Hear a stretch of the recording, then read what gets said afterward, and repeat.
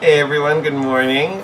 This is TC, your guiding chariot. This is going to be for your daily reading for April 24th. I don't know where April went. I can't believe next week it'll be May already. Okay, let's get into it. I just woke up, so if I'm a little that's why. Kind of a fun day, kind of a cool day. Aspects, we have two squares. We have the moon in a square to Venus. This can just kind of bring kind of hard feelings. You could be overly sensitive to things. There may be some disappointments in emotional relationships. It may also be, your feelings may also be a little out of whack. So emotional space may be a little funky today. And again, I think the biggest thing for me with this aspect is just remembering you may be a little oversensitive.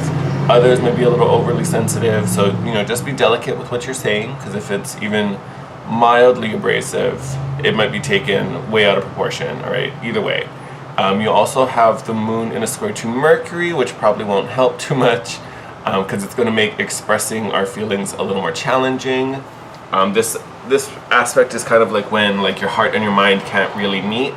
I'm feeling a type of way, but I don't know how to articulate it and put it into words and communicate it to others. So just be very mindful of what you're truly feeling and how you're portraying it. A square doesn't mean you can't do those things. It requires some extra attention, some extra focus. That's really what is being called for. What also is exciting, Pluto is going to go retrograde today. And actually, I think, what time is it? In give it a couple hours, a few hours, it'll go retrograde. So we already have Jupiter in retrograde teaching his lessons. We are going to have Pluto going retrograde. Pluto is going retrograde in Capricorn. So it would be a good thing to know where Capricorn is in your chart, because then you'll kind of know where this is happening. Pluto going retrograde, this time around, I think a lot of it is really going to be about control. And control in the sense, if you have been in situations where you were handing over the reins to other people, or you felt like other people were calling the shots and exercising their control on you and your choices, that is going to stop. I shouldn't say it's going to stop, but that's what you should be letting go right now. And then also vice versa, if there have been situations or people that you have been too controlling of, that also is going to be needed to let go. So expect over the next, I think it goes direct in October, if I remember. I'm pretty sure. I'm 95% sure it's October. Be sure that Pluto is going to be repeating certain themes or bringing situations back where you have been controlling or where you were being controlled, to kind of highlight this is what needs to change. This is what needs to be let go. Like any retrograde, all retrogrades, whether it's Mercury, Jupiter, Pluto, Saturn, whoever, all the retrogrades are really a time for review. That's kind of like that planet's chance to bring up all this old stuff that probably was ignored and not dealt with before.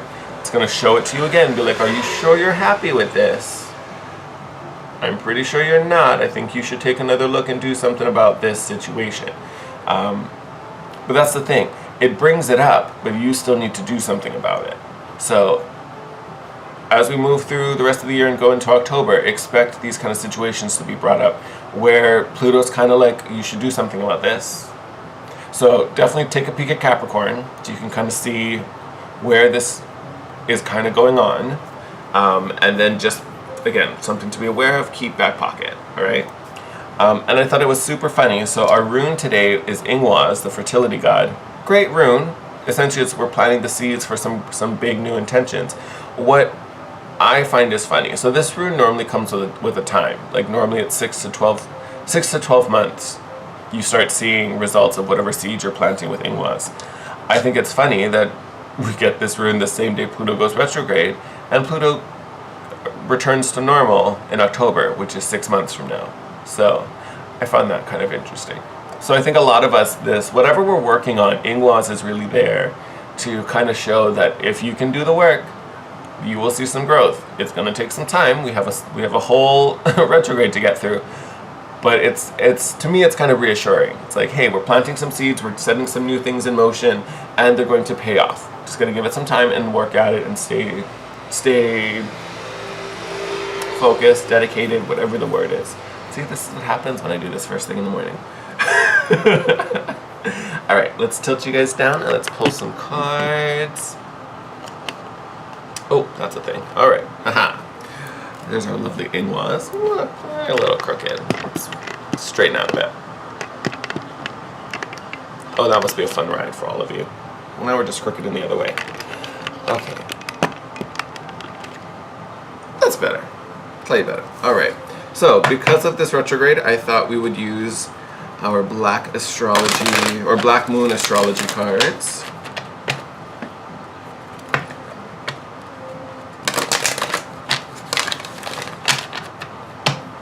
These massive babies. All right. I think today I really want to know what's going on with this Mercury retrograde for us. Not Mercury retrograde, I'm sorry. What's going on with Pluto retrograde for us?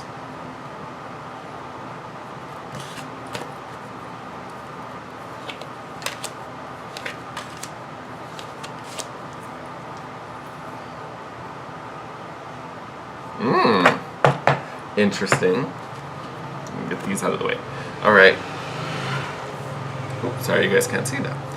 All right. So we've got the first house, house of self, house of the body, self-image. We also have the North Node, kind of a big deal. North Node, life purpose, what we're trying to gain in this life. Excuse me. There it is. All right. And then we also have Aquarius. Excuse me again. Woo. All right. So very interesting. I wish I knew where the North Node is right now. If one of you know, drop it in the comment section below. I'm not quite so sure.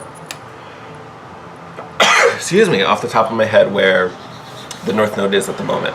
So first house, coming up here, especially knowing what I was asking about, I don't think it's necessarily about the first house per se, although some of you may have... Jeez. Oh, Jesus. All right. Excuse me. Some of you may have Pluto in your first house, which would probably make this a little more significant, right? But here I really think this is really bringing focus to yourself as an individual. You know, what are you going after? What are you desiring? What are you chasing right now? I think that's really where the first house is coming. It's really focusing on your needs, your person, like your own individual self, and what is it you're chasing? What is it you're trying to achieve? You know, this life purpose that you're following. You know, what is going on in that realm? What is going on in that sphere? How are we achieving? And then Aquarius is coming in and adding another layer. So Aquarius, I honestly, so I know why it says I know, but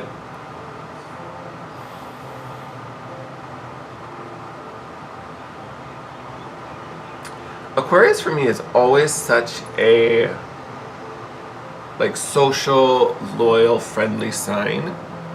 And I get the I know. Actually, you know what? I'm over here talking. The book isn't too far away from me. Hold on. Let's get a little extra on this. I know.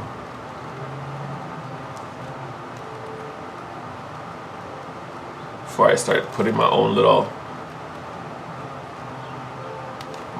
action in there. All right, here we go. Here we go.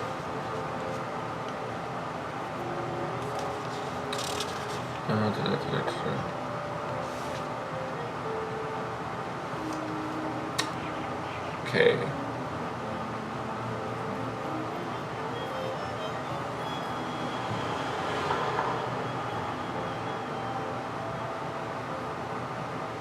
Okay, so I'm just gonna, this description is so long.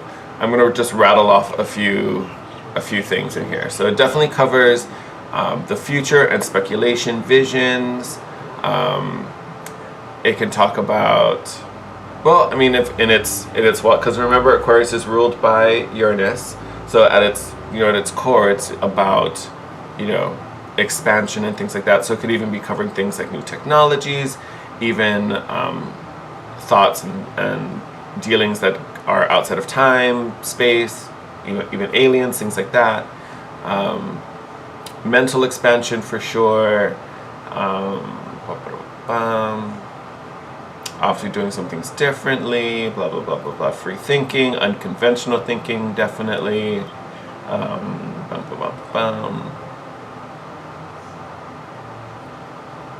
Groups and associations of people of a like mind who may be of a different mind to the rest of society. That definitely could be a thing here. Going against the status quo. Okay, that's what I needed. That's what I was waiting for. Marching to a different beat, daring to be uncommon, blah, blah, blah. Okay, we know the rest. All right. So, this, I think, in reflection to the retrograde that's happening for us, for me, what that really is showcasing is this Uranian shift, is this need to shake some things up, this need to be different, be daring. But I think a lot of this, even though it's a retrograde and it's reflected in, I always get a very social aspect from Aquarius, because if any Aquarius are watching, you guys know you are a very social sign. You guys are amazing, amazing friends. So that's always what I think of with Aquarius. So I think this retrograde, especially with Aquarius popping up. So yes, we're still focused on where you're trying to grow, what you're trying to achieve. Like, that's still a big part of it. But I think some of this is also about finding people in this new tribe. Finding people who,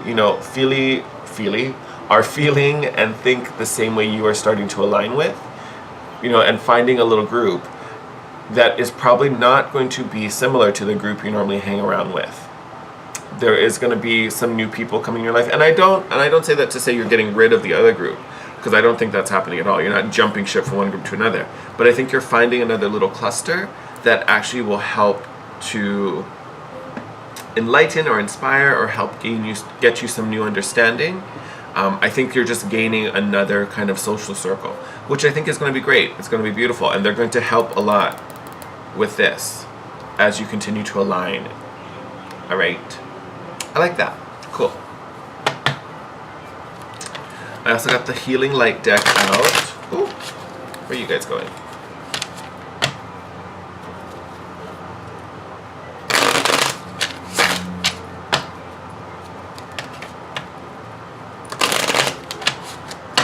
Alright, let's shuffle these bad boys. Oh, hey, calm down.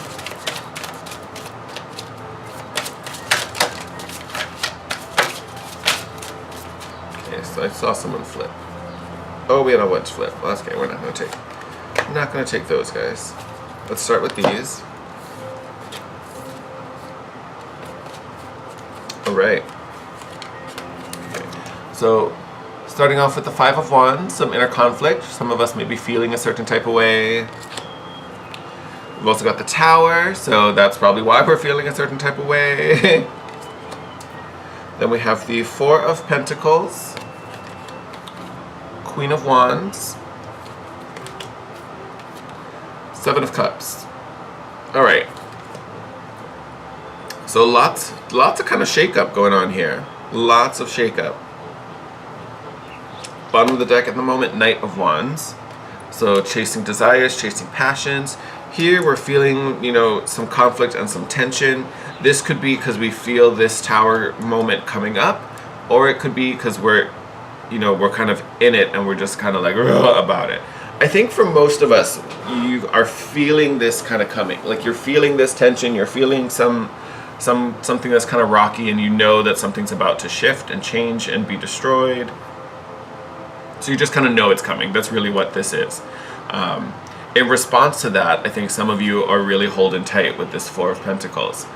Four of Pentacles, I always use Ebenezer Scrooge as my Four of Pentacles example, but it's, it's like, mine, this is mine, this is mine, And to me, honestly, this is a natural response to the Tower card. Something that you felt was important and was valuable is starting to crumble.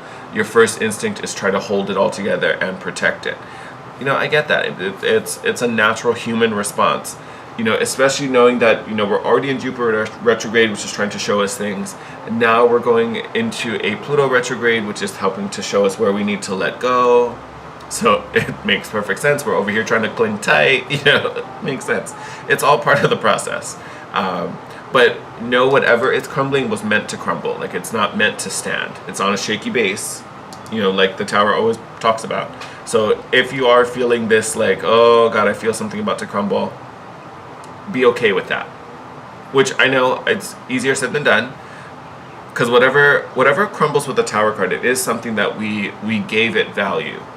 It probably doesn't really have that much, but we gave it value, so it seems more important than it really is. So it's hard a lot of times when we start to see something we care about start to break into pieces. Our first thing is like to go run for the super glue and tape it all back up. But know that if it's crumbling, let it crumble. We also have the Queen of Wands and the Seven of Cups. This, I think, is beautiful to end with. So Queen of Wands, very charming, very charismatic, very magnetic energy. And then you have the Seven of Cups, which for me is really about options right now.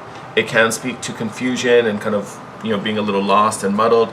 But here I really think it's about options. And you, as the Queen of Wands, are helping to pull in more options. So yes, some things are fading away, some things are being a little problematic. Do not fear, because new things and new opportunities are coming. You are bringing new things in, especially with this Knight of Wands as well. Like, you're chasing, you're hungry. Two of Wands wanted to come out as well, so we're also putting out some intentions. We've got the Chariot card under that, which is victory, success, forward movement, so keep moving forward. Six of Pentacles, which is all about being in the flow, and then look at that. Then we have the Four of Wands. So again, we reach solid, grounded foundations. So, not fazed by this Tower card at all. Let me put these back in order. Not fazed at all by them. So know that more is coming.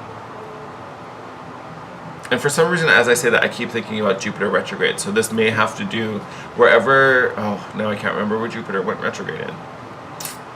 Well, whatever that is, that may be where you start to get these new opportunities. That may be Jupiter's influence. Like, hey, let me help you expand. Let me get you in touch with the right people. Let me get these right opportunities flowing to you. So I feel like this is kind of related to your Jupiter retrograde. So wherever your Jupiter is would be a good thing to know. But yeah, I'm looking at this Tower card and it's not phasing me too much. Like, I just feel like this is just something that's on its way out. We need to let it go and allow this. Like, it feels very easy to me. Like, this is just going to crumble. New things are going to come in, and you just need to keep trucking along.